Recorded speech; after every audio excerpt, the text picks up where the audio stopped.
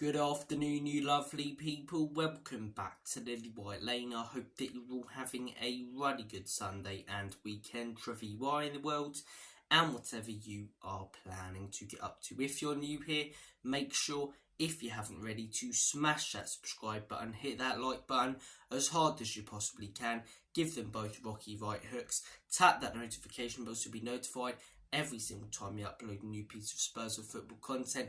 And finally, comment all of your thoughts and opinions down below. Without further ado, let's get cracking with this snacking and delve into your second Euro 2024 breakfast show. The show throughout the entirety of the Euros every single morning, 11 AM UK time, where we talk about the games from the day before and preview the upcoming ones on the day of the video. And as you can probably tell, I am buzzing for latest game. 3 Lions, England in action against Serbia. We'll get onto that in a little while, because I want to start things off by talking about yesterday's games, because there were goals galore, as there was on Friday in the game between Germany and Scotland. And we'll talk about Switzerland versus Hungary first, because that was the first game of the day. And as I say, it was a game of two halves. It really was a game of two halves. First half, Switzerland looked fantastic, dominated possession, should have headed into half-time 3 or 4 up in all honesty. Some real star and standout performances in that Switzerland side. Granit Xhaka, I thought, looked fantastic. And second half, as I say, Hungary 2-0 down, should be more down, didn't lay a glove on Switzerland in the first half.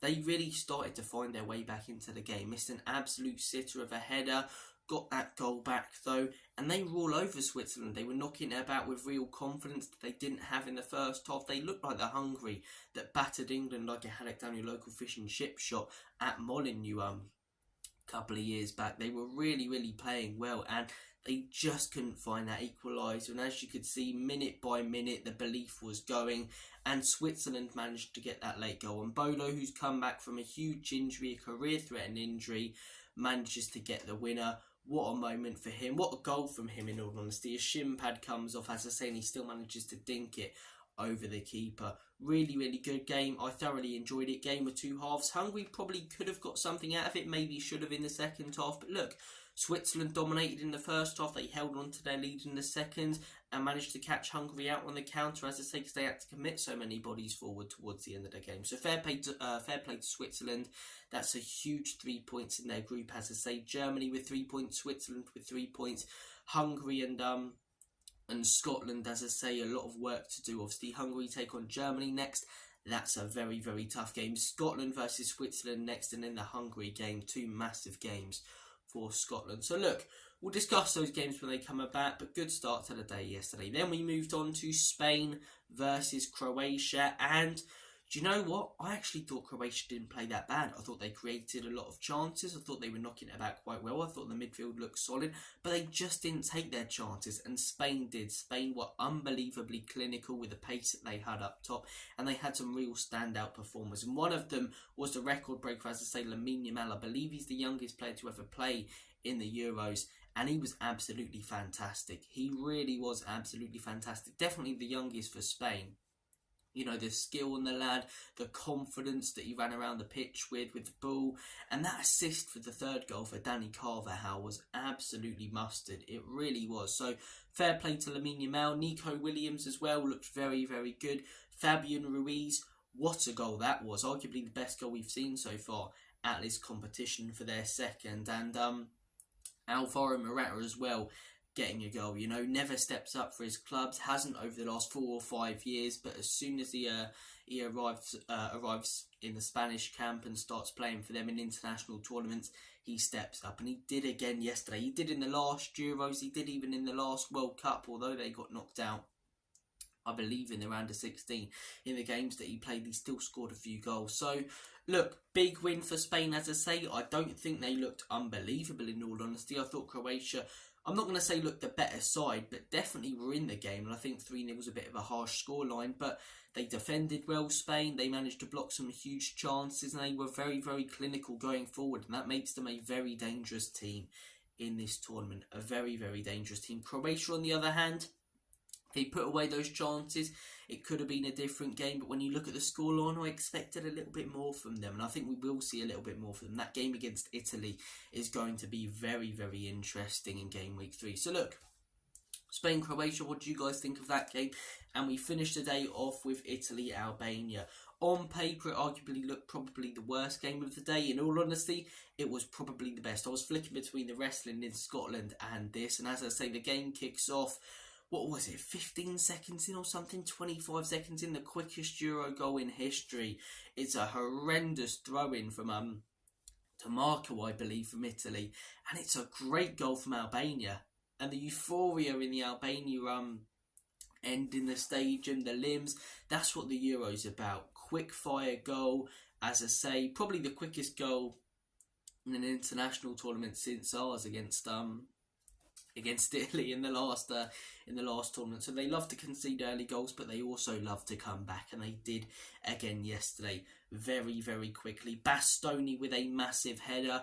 If Italy are going to have a good tournament, they're going to need Bastoni and Barella to step up, and they did yesterday. Great header from Bastoni, great goal from Barella. They took a 2-1 lead, and the rest of the game, whilst there wasn't any more goals, it was very tense. Italy probably the better team, as I say, more chances, hit the post, but Albania still had some big chances and went forward quite well. So, look, Albania, given a good account of themselves, I really didn't expect a lot from them. A lot of that was down to the fact I barely knew any of their players apart from Armani Broja, but they showed that they can be a force to be reckoned with, and I wouldn't be surprised if they get some points in this group now. I don't know if it will be up against Spain, maybe in the last game week, if they don't necessarily have anything to fight for, maybe against Croatia next game week. So, look, fair play to the Albanians, made it a real good game, but the Italians again went behind early, come back, and it was a decent performance from there. They're always counted out in these tournaments, and they always get results. And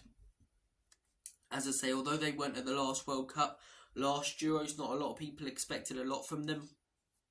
Made it to the final and won the bloody thing. Beat Spain and Belgium along the way. So, never count out the Italians. Very solid performance from them in the end. And Albania, fair play to them. It was a good football game. And now, look, today's games, 3 more games. Football heaven, right? 3 games a day. You can't beat it. You can't beat it. We kick things off this afternoon with Poland versus the Netherlands. I don't know why I started speaking like Mike Tyson there. Poland versus the Netherlands. Could be an interesting one. Poland, I don't really know what to expect from Poland. You know, they've got some real quality in that team. Robert Lewandowski, Zielinski, but they never seem to step up in these international tournaments, and they have decent expectations around them. They've got a lot of good support, but they just struggle to get the job done, and I don't see today being any different. You know, that Holland front line doesn't fill me with confidence, but I said in my predictions video, I think that defence could take them very far in this tournament. Although Lewandowski, as I say, is a great striker, he hasn't really been pulling up many trees for Barcelona this season. He doesn't really bang him in for Poland, and he doesn't really have the service. I think that this could be a tight, close game, maybe not the most entertaining watch, and I think Holland will win it 1 or 2-0, keep that clean sheet. And look, big up the Dutch. I'd like to see them go far in this tournament. Lovely kit, as I say. Mickey van der Ven plays for them as well. Ronald Koeman, their manager. So look, I think it will be a first win for Holland and a first loss for Poland. Work to do for them.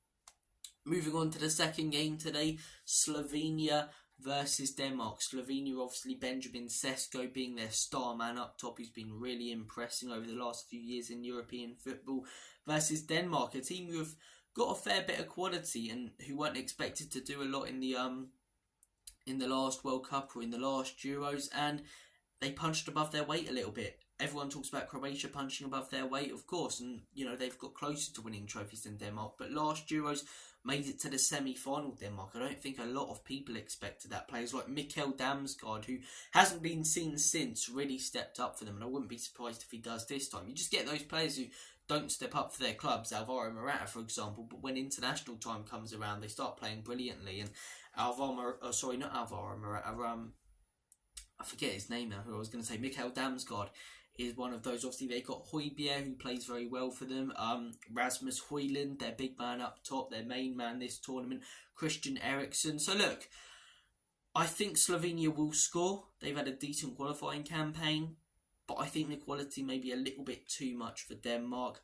I'm predicting that Denmark get a 2-1 win against Slovenia. And moving on to tonight's game, England versus Serbia. Serbia, as I say, not to be counted out. They're no farmers. They are no farmers. A few good players: Milinkovic, Savic, Serge Milinkovic, Mitrovic, as I say, you know, players who aren't as good as they used to be or were at one point, but still got some very, very good and technical players in that team. But let's not beat around the bush. This is a game that England should win. I mean, yes, they've got a few good players. You look at that whole England attacking line and midfield. As I say, the defence doesn't fill me with a lot of confidence, but I don't think apart from Mitrovic they threat that much going forward. Yeah, you know, Serge Milinkovic is a good player in the midfield, but is he going to really threaten us that much? No, probably not. I'm more worried if we come up against the likes of France later in the tournament and we have to deal with pacey wingers like Germany as well, and we have to deal with the Musialas or the Comans or the Mbappes. But as I say, this is a game that we should win. I think the defence should hold out. I think the midfield, as I say, will do its job. Maybe a bit of a nervous start. We don't really destroy teams under Southgate. Having said that, though, we beat Panama 6-1 in the last World Cup, and Iran, we battered them in the last, and Ukraine in the Euro. So what am I talking about? But as I say, a lot of the time England games can be tight under Southgate. I think this might be a little bit tight, but I tip us to get the win. I would tip us to get the win. I'm saying 2-0 England. I think the confidence will be there in the team. I think the quality is too much for Serbia. Just that attacking threat, as I say, on their goal. Bellingham in that midfield. Trent Alexander-Arnold potentially. Cole Palmer, Eze, Sterling, Kane, Saka, Gordon, so many good players going forward. So many dangerous players in that England team. Tony, Watkins. So, look, take your pick as to which which 5 go into those positions, because I'm pretty sure Declan Rice will be the holding midfielder. And yeah, I'm going to go with a good start to the tournament for England, a 2-0 win. Comment down below your thoughts on the England game. Obviously, I do want to say as well, rest in peace to Sarkic and Kevin Campbell. Both passed away yesterday. A very sad day for football, as I say, and rest in peace to those two legends. Happy Father's Day to all the fathers out there, as I say. Have a great one. Enjoy the Euros today as well. What better way to spend the day, eh? England on later. Hopefully we get the win. Thank you guys for watching this video. As always and forever, come on you Spurs. Up the England. In Big Ange we trust. Enoch and leave you out. But up the England today.